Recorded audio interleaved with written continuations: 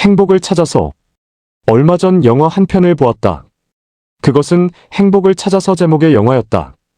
2006년 개봉작으로 감독은 가브리엘 무치노, 출연 배우는 윌 스미스, 제이든 스미스, 제임스 카렌이었다. 어떤 광팬은 인생 최고의 영화라는 찬사를 늘어놓기도 한다. 노력을 배신하지 않는 사회의 한 단면을 보여주었다. 실제 일어났던 실화를 영화화한 것이라고 했다. 절망을 넘어선 인간, 의지의 위대성을 보여주는 것에서 줄리아 로버츠의 에린 브로코비치라는 나는 영화와 쌍벽을 이루는 감동적인 영화라 할 만했다. 삶에 지치고 무료해지고 식상해지고 단조로움에서 탈출을 원하는 이에게 걸맞은 영화라 생각된다. 최악으로 열악한 상황에서 꿈을 가지고 최선의 노력을 경주해 성취를 이루어내는 과정 속에서 행복의 참의미를 깨닫게 해주는 것이다. 어떤 이는 10번도 넘게 이 영화를 봤다고 할 만큼 감동을 주는 명화로 손색이 없다. 골밀도 스캐너 외판원인 그리스 가드너는 전 재산을 털어 스캐너를 샀고 X-레이에 이은 혁신적인 아이템이라고 생각해서 대박이 날 줄 알았지만 엑스레이에 비해 성능은 약간 좋지만 가격은 2배인 스캐너를 구입하려는 의사는 별로 없어 애가 탄다. 하도 스캐너가 안 팔려 집세, 아들 놀이방 비용이 밀리고 결국 부인 린다는 크리스를 떠나게 된다.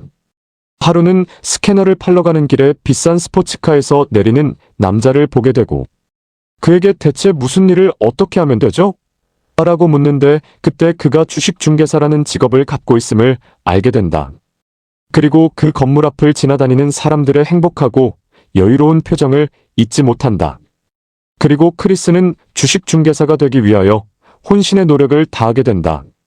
먼저 20명만을 뽑는 인턴십에 뽑히고 주식 투자의 거물들이란 거물들을 상대하며 상품을 소개하고 인턴 기간 동안 최고의 수익률을 올리게 된다. 그리고 정식 직원으로 회사에 채용되고 나중엔 개인 투자회사까지 설립해 최고의 성공을 일궈낸다는 것을 담은 영화이다. 윌 스미스와 그의 아들의 연기도 호연일색으로 평가되었다. 한물간 의료기를 파는 평범한 세일즈맨은 하루하루를 겨우겨우 넘겨가는 그런 사람이었다. 항상 의료기를 들고 각 병원을 돌아다니며 그것을 팔아야 제대로의 일상적인 생활이 영위 된다. 그것을 팔지 못하면 연체가 되고 누적된 고지서 등의 골머리를 앓게 된다. 의료기 판매가 호구지책의 모든 것이었다. 세상을 살아가면서 28살에 처음으로 아버지를 만난 이 주인공은 자신의 아이는 절대적으로 아버지와 같이 살아야 한다는 신념을 갖고 산다. 어느 한 불황아는 의료기를 타임머신이라고 단정 짓기도 한다. 잠시 거리의 악사에게 의료기를 맡겨놓았다가 그것을 잃어버리기도 하고 지하철에서 노숙자에게 의료기를 강탈당하기도 하지만 우여곡절 끝에 그것들을 되찾기도 한다. 지독하게 어려움을 겪고 황당한 꼴들을 너무나 많이 겪게 되는 것에서 일상사의 고단함이 그대로 묻어나오는 듯하다.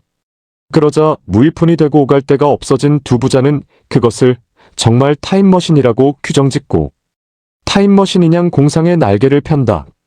그리고 인적이 끊어진 시간에 지하철역 공중화장실의 안으로 문을 걸어 잠근 채 하루를 보낸다. 그때 주인공은 아들을 껴안고 뜨거운 눈물을 한 줌 흘린다. 영화 속에서 가장 가슴 찡한 순간이었던 듯하다. 어떤 이들은 공감의 눈물을 흘리기도 한다. 자신의 신세를 세상살이의 아픔을 실감나게 표현하는 순간이었다. 회한과 아픔과 인생의 고달픔을 느끼게 해주는 한 장면이기도 했다. 부자는 오갈 데가 없어진 후 무료 잠자리 제공처를 전전한다. 그것은 오후 5시까지 가서 줄을 서야 하고 그러한 경쟁 속에서 겨우 거처를 마련하는 최악의 상황에 처해지게 된다. 그러던 가운데 하나의 기회를 잡게 된다.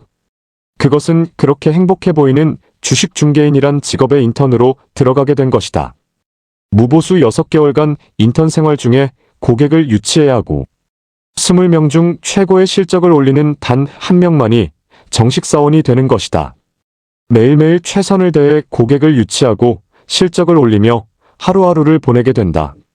무료 잠자리를 확보하려면 오시전에 줄을 서서 차례를 기다려야 하기 때문에 더 열심히 고객을 확보를 해야 하고 더 노력해야 했기에 전화기를 놓지 않은 상태로 계속 매달린다. 수화기를 놓았다 다시 수화기를 잡고 하는 시간이 아까워 수화기를 든 채로 계속적으로 고객과의 상담을 진행시키는 것이다. 그는 수학적으로 대단한 머리를 갖고 있는 듯해 보였다. 상사가 큐브를 갖고 아무리 해도 맞추지 못해 쩔쩔매는 것을 보고 단박에 해결해 보이는 문제 해결 능력을 보여준다. 보육원에 애를 보내고 데려오고 참으로 치열하게 살아가는 삶의 모습도 보여준다. 설상가상으로 의료기가 고장이 나고 이를 고치는데 애를 먹기도 한다. 의료기를 판 후에는 정말 호사를 누려보기로 한다. 최고급 호텔에서 꿈같이 달콤한 멋진 하룻밤을 보내기도 한다. 그렇게 번잡하게 살아가는 가운데 사장이라는 이는 택시비 $5를 꿔가기도 한다. 정말 벼룩의 간을 뺏어먹는 듯한 지독한 느낌을 심어주기도 했다. 그는 그런 순간순간에도 행복 추구권을 규정해놓은 미국 헌법 초안을 만든 제프슨을 생각해보고 행복은 존재하는 것이 아니라 추구해가는 과정이라는 것임을 상기해낸다. 가난한 셀러리맨을 견디지 못한 부인은 떠나가고 홀로 남은 주인공은 집세를 내지 못해 계속해서 집을 줄여나가다. 결국은 길거리로 나앉게 되는 과정을 가감없이 묘사해냈다. 그런 와중에 밀린 주차 벌금을 내지 못해 귀중한 하루를 파출소에서 보내기도 한다. 6개월의 인턴이 지나고 마지막 날 최종 선발되었음을 통보받는 순간 그는 행복이라는 건 바로 이 순간이라고 규정한다. 그리고 아들을 찾아서 기쁨의 순간을 함께한다. 존재하지 않는 행복을 끊임없이 구해가는 과정에서 그 본래의 의미와 뜻을 헤아려야 한다는 것을 보여주는 감동적인 실화를 바탕으로 한 영화였다.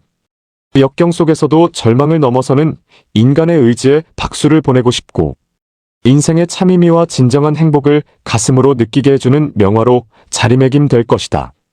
인간이 살아가는데 치열한 삶에 대한 열정과 의지를 가지고 끊임없이 노력하고 추구하는 것에서 행복이란 커다란 가치가 진정한 감동을 주는 게 아닌가 한다. 그는 아들에게 말한다. 결코 할 수 없다고 말해서는 안 된다.